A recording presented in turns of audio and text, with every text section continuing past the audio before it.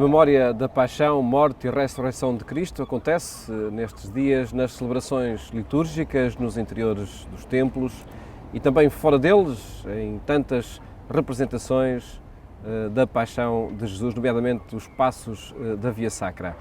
No centro de todos estes acontecimentos está a cruz e é precisamente para falarmos sobre o alcance deste símbolo que hoje estamos com o Padre Rui Santiago, missionário redentorista. Muito boa tarde. Boa tarde. Obrigado por estar connosco.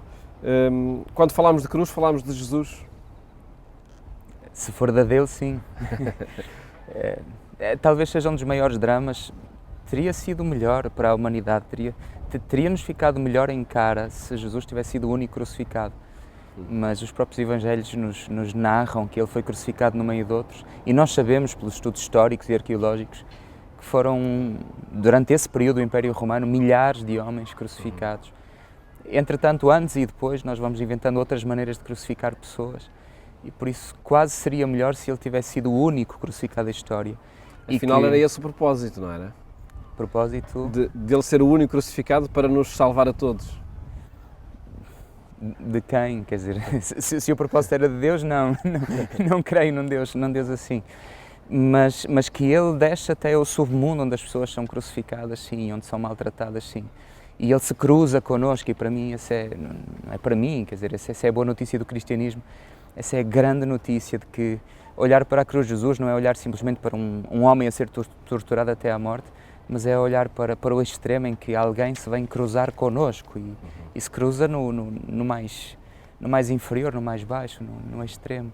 É extraordinário nós vermos, quando começa o Tríduo Pascal, não é? com a narrativa da Quinta-feira Santa, da Ceia do Senhor, que abre com o Evangelho de João lá no capítulo 3, a dizer: e ele amando os seus que estavam no mundo, amou-os até ao extremo. E nós ficamos a ver o que é este extremo e vemos ele a debruçar-se, a tirar a túnica, a debruçar-se e a lavar os pés, a baixar até aos pés e a lavar os pés, e nós dizemos, de facto, amou até ao extremo. E nós continuamos o Tríduo Pascal e vemos que o extremo foi mais baixo ainda havia uma subcave nesse extremo, havia um porão mais fundo ainda e era maior, porque a cruz não está mais acima, ainda que estivesse no cimo do monte, a cruz está mais abaixo. Então é um extremo de fundura do amor que espanta, não é? Simboliza o radicalismo cristão, a cruz, precisamente por esse mais abaixo do serviço? Sim, na origem da palavra, sim, o radicalismo, sim, alguém que vai à raiz do problema humano e que vai à raiz também da malícia, da maldade, da violência humana. É esse radicalismo, porque acima de tudo é uma grande imagem de se radicar na comunhão, e na comunhão com os últimos, na comunhão com quem sofre de maneira absurda e violenta, de maneira muito particular. Esse radicalismo, sim, está lá todo. Jesus faz uma coisa absolutamente louca, que é ele viver e pregar e agir a boa notícia do reinado de Deus, como quem procura desinstalar o mal do mundo, toda a linguagem quase informática, como quem procura arranjar um problema na grande máquina, no grande sistema do mundo, porque de facto Jesus não trata do mal como esta coisinha ou aquela coisinha, ou o mal dos mandantes de turno simplesmente, ou do Império Romano ou de outro império qualquer. Jesus vai para a maquinaria do mal e por isso começa a falar do coração de cada um e dos gestos de cada um e a mostrar que todos estamos de facto implicados nisto, e o mal ou o pecado na linguagem tradicional de maneira muito mais radical, muito mais profunda. E a sensação que dá é que Jesus andou de mil maneiras a tentar vencer esta maquinaria, esta engrenagem do mal no coração das pessoas, no coração do mundo, e não conseguiu arranjar adesão e parece que tentou os botões todos para desligar isto, por palavras, por atos, por gestos, por sinais, tentou os botões todos para desmontar esta máquina, e a máquina continua a rolar. E Jesus faz a coisa louca, que é então atirou-se para dentro da máquina, atirou-se para dentro, meteu-se dentro dessa maquinaria, dessa engenharia e deixou-se triturar por essa máquina. E foi assim que partiu a máquina por dentro e rebentou com aquela engenharia. Eu acho que a cruz é este sinal, eu acho que a cruz é esta hora em que Jesus de Nazaré faz aquilo a que veio, mas de uma maneira que não tinha que ser assim. Não tinha. Esta máquina... Porquê é que foi assim então? Nós não quisemos.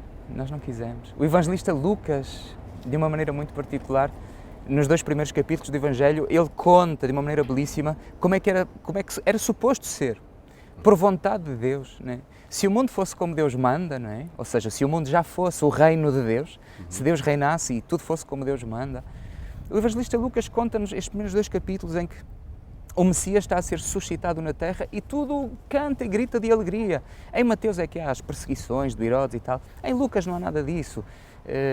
Em Lucas ele vem para os últimos, vai estar com os últimos e os céus cantam glória in excelsis Dei e os pastores estão todos contentes e alegres. Há alegria, nasceu o Salvador, vamos ficar alegres. E depois nós começamos a ver a máquina a funcionar. Porque há um rei, é um rei.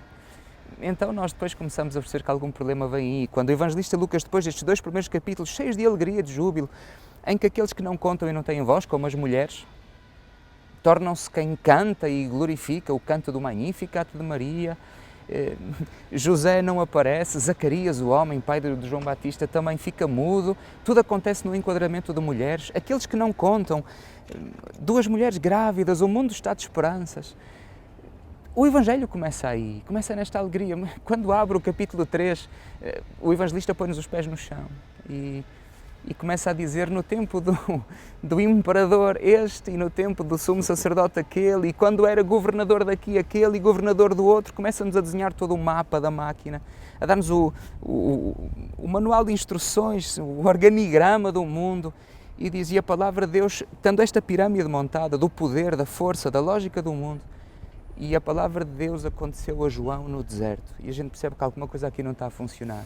Quando Deus tem que acontecer num outsider, quando Deus tem que acontecer num profeta que está no deserto, depois de mostrada toda a trama do poder e da força do mundo, a gente percebe, bom, Deus vem com o mundo de fora. E aqueles que se acham donos do mundo vão dar luta, E depois nós vemos na cruz, é que Deus... Bom, se é para lutar corpo a corpo, prefere perder. E aliás, creio que é no próprio Evangelho de Lucas, que logo a partir também dos primeiros capítulos, do capítulo 5, creio eu, que começam a haver muitas histórias de quem quer tramar e eliminar Jesus. Sim. E começa cedo. E sempre que Jesus faz coisas boas, é extraordinário. O bem me incomoda tanto. Sempre que Jesus faz coisas boas, é curiosíssimo. O evangelista... acho que o Lucas também, bom, não estou certo, não interessa agora, que é o Mateus, na narração da paixão do Mateus, diz que tentaram juntar testemunhas falsas, já no processo final de Jesus, aquela farsa de processo, tentaram juntar testemunhas falsas e conseguiam. É sempre fácil isso. O que não conseguiam era que elas estivessem de acordo umas com as outras, então a coisa não estava a funcionar, porque, bom, já que a mentira estava a ser feita, fosse uma mentira lógica. E então o sumo sacerdote vira-se para Jesus e confronta-o diretamente e tu és o Messias. E Jesus diz, tu disseste, e ele fica. E Jesus acrescenta, e vou dizer mais, e faz uma citação do livro de Daniel. Vereis o Filho do Homem à direita de Deus e a descer nas nuvens glorioso. Isto é uma citação do livro de Daniel. Vereis o Filho do Homem. Isto é profecia, é promessa feita a Israel. E o sumo sacerdote, isto é absolutamente ridículo, diz que ouvindo a citação do profeta Daniel, o sumo sacerdote, o papa lá do judaísmo do sítio, diz que rasga as vestes a gritar blasfémia, blasfémia. A gente fica, mas esta malta está toda louca. Ele está a chamar blasfémia às escrituras dele. Mas claro, eles, muito antes de Jesus ter sido posto em cima da cruz, já eles tinham posto uma cruz em cima de Jesus há muito. E estavam à procura da melhor oportunidade. Porque a cruz já lhe tinha sido posta em cima muito antes, meses antes. A questão judaica ou a questão religiosa que pode estar na base da morte de Jesus é um pretexto? É um contexto, sim. E como sempre um contexto também é pretexto. Mas é acima de tudo um contexto. Aconteceria noutras culturas, de outras maneiras, aconteceria como acontece, infelizmente. Né? O bem é perturbador. O projeto estava traçado para dar a vida, porque não há outra maneira. O projeto era de amor? Claro. Mas podia não ser de cruz? Não, de maneira nenhuma. Não. Se essa ideia fosse de Deus, eu tornava-me ateu aqui e agora. Aqui e agora. Porque, com a desculpa de salvar pecados, engendrar o maior pecado da história do mundo, assassinar Jesus. Santo Agostinho chamava isto o segundo pecado original. E Santo Agostinho tem alguma autoridade nestas coisas. De facto, o projeto de Deus é um projeto de redenção, um projeto de salvação. E um projeto que existia ainda que não houvesse pecado. Porque mesmo que não houvesse pecado, nós precisávamos dessa revelação máxima do rosto de Deus e precisávamos do acontecimento máximo, do dom do Espírito derramado para sermos filiados, tornados membros da família divina. Não é? Por isso, o projeto da encarnação na teologia cristã faz parte do sonho de Deus desde as origens. Como revelação plena, como filiação plena, como há pecado, teve que ser também como redenção máxima. Mas a redenção não seria necessária se não houvesse pecado. E este anúncio, este projeto da abundante redenção, não é? E por isso eu tenho essa grande alegria de ser chamado Redentorista. Não é? Que é o nome que eu um dia espero vir a ser digno de levar. De anunciar a abundante redenção, é um Deus que ama até o excesso. E o projeto tem a ver com o dom da vida, com a dádiva da vida, porque é a lógica humana.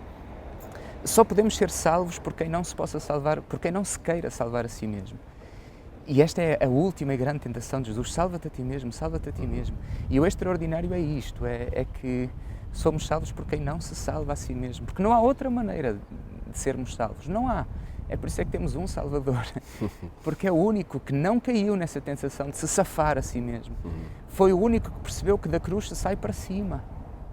E por isso, enquanto todos diziam, desce daí, ele disse, não, da cruz não se sai descendo. E só alguém que percebe isto, só alguém, e percebe no sentido da fé, só alguém que leva a fé até o extremo de se fiar disto, é capaz de salvar. E depois há aqui uma lógica antropológica básica, é que no plano das coisas, quem parte paga. Se eu estrago uma câmara de filmar vossa, eu agora vou ter que arranjar aqui maneira de vos restaurar desta... Eu vou ter que arranjar maneira aí, não é? Quem parte paga. Mas nas lógicas pessoais, nas relações humanas, é o contrário. O partido é que paga. Se eu traio a minha mulher, por muito que eu faça, eu não posso restaurar isto. É o partido, é ela, é a partida. A parte partida é que vai ter que pagar. Confiando em mim de novo, absurdamente perdoando-me. Por muito que eu diga, eu posso encher a casa de flores. Se ela não me quiser perdoar, não há salvação para esta relação, para esta aliança. Por isso, numa história de aliança pessoal, como é a história da aliança entre Deus e a humanidade, porque Deus é pessoas e nós somos pessoas à sua imagem, numa história de aliança pessoal, o partido é que paga. Portanto, aquele que sempre foi traído, aquele que sempre é magoado, ofendido, se quisermos, esse é o único que pode salvar esta aliança, é o único que pode salvar esta relação, este casamento. E é isso que faz. O partido vem para restaurar. E o que é que a gente faz? Parte mais um bocadinho. E o que é extraordinário é que depois, no anúncio pascal, que Deus, aquele que suscitou entre nós, o ressuscitou para nós e continua a não o guardar, e continua a partilhá-lo connosco, e continua a investir nesta aliança. E então a cruz ganha portas abertas, e a cruz torna-se cruzamento. O lugar em que Deus, de maneira máxima, e este lugar é Jesus, em que Deus cruza a sua vida connosco, em que a nossa vida fica cruzada com Ele, e percebemos que então onde é que a gente se cruza é na dor máxima, é na infidelidade máxima, é no pecado máximo. Então a partir daqui torna-se impossível que Deus não cruze a vida com todos. Porque se o lugar do cruzamento é o da infidelidade, da traição, da dor, do sofrimento, da injustiça, eu acho que então não há ninguém com quem Deus não esteja a cruzar-se na vida de Jesus, que é a cruz, né? E na cruz de Jesus, que é o caminho. Isto é tudo muito bonito. Muito bonito, mas muito difícil é o mínimo que se possa dizer, né? Se tentarmos transportar toda essa lógica de o partido é que paga para as relações do cotidiano. Jesus falou disso, nós é que não acreditamos. É o dá outra face. O partido é que paga. Quando estiveres com problemas com o teu irmão, toma tu a iniciativa da reconciliação. É a força do Sermão da Montanha, que abre lá no capítulo 5 de Mateus. Toma tu a iniciativa da reconciliação. E se te quiserem obrigar a caminhar uma milha, tu caminhas duas. A cruz é isto, é Jesus a pôr em prática de maneira máxima o Sermão da Montanha. Se te quiserem roubar a túnica, se te quiserem roubar a túnica, tu dá também o manto. Ou seja, era a vestuário que havia, era a túnica e depois o manto. Ou seja, se te quiserem roubar a túnica, tu não te tapes com o manto e vai para casa, olha, roubar uma túnica. Não, tu dá-lhe o manto também, olha, fico assim. Ou se te baterem numa face, tu dás a outra. Ou se te quiserem fazer caminhar uma milha, tu caminhas duas.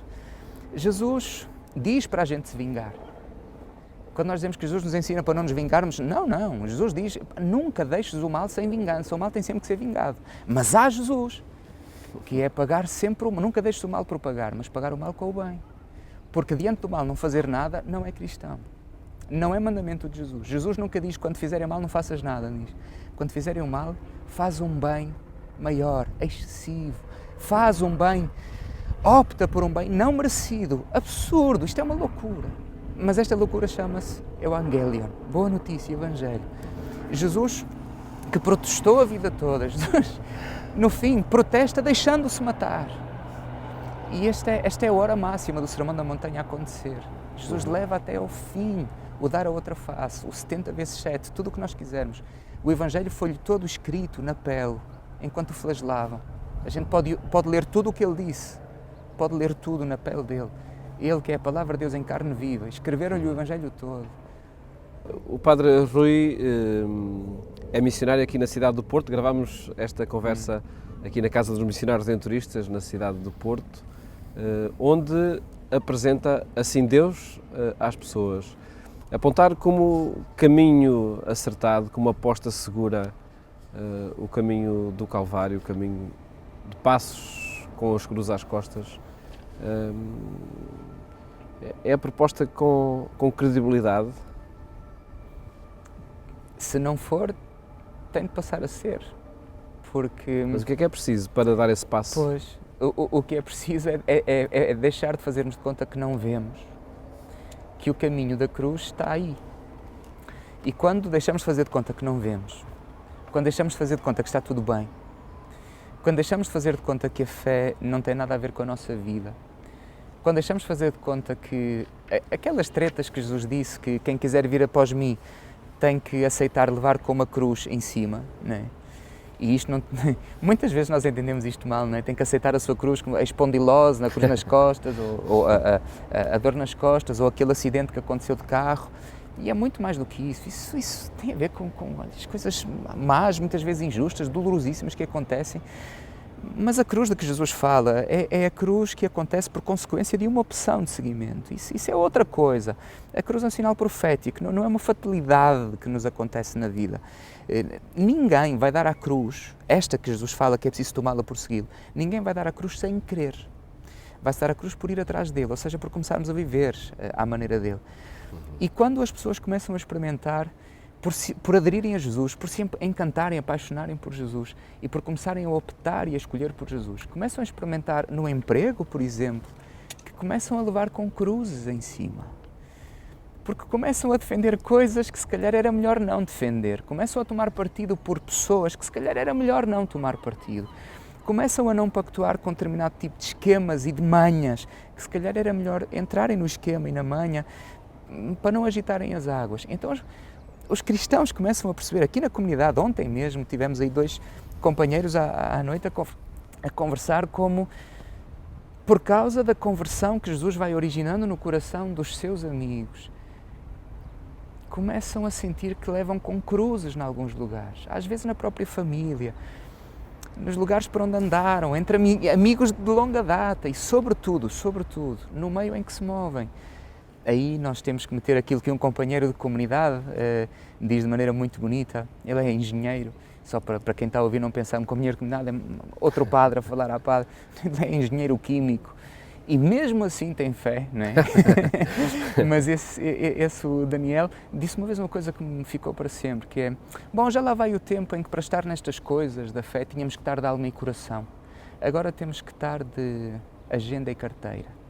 Estar todo é estar de agenda e carteira. Por estar de alma e coração, nós conseguimos fazer disso uma coisa muito fácil. E às vezes nas comunidades cristãs há os peritos da presença no Espírito. Nunca podem estar, mas eu estou no Espírito. O problema é que o cristianismo é a religião do corpo. E precisamos de corpo e formar corpo. Nós temos a Eucaristia, que é relação. Corpo. E por isso não basta estarmos no Evangelho de alma e coração, nos preceitos e nas rotinas. Nós temos que estar de agenda e carteira, que é uma maneira muito bonita e simbólica hoje de dizer meter-se lá todo, não é? E deixar que o Evangelho entre, molhe e faça o que tem a fazer, faça o seu trabalho. Meter-nos a vida em trabalhos. Fechemos a nossa conversa sintetizando, se possível, olhar a cruz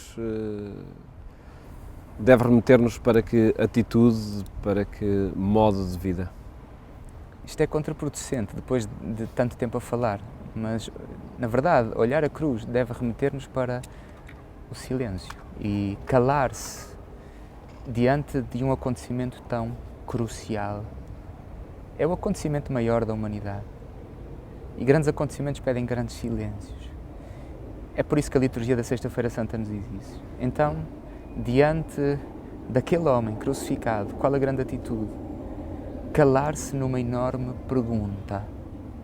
E agora?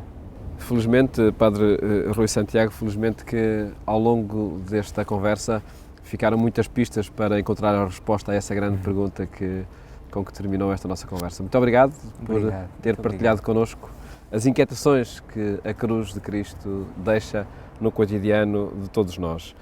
É esse o sinal para onde se voltam crentes e não crentes neste dia de Sexta-feira Santa, dia que, para ser vivido na sua plenitude, tem que ser vivido como Jesus Cristo o viveu.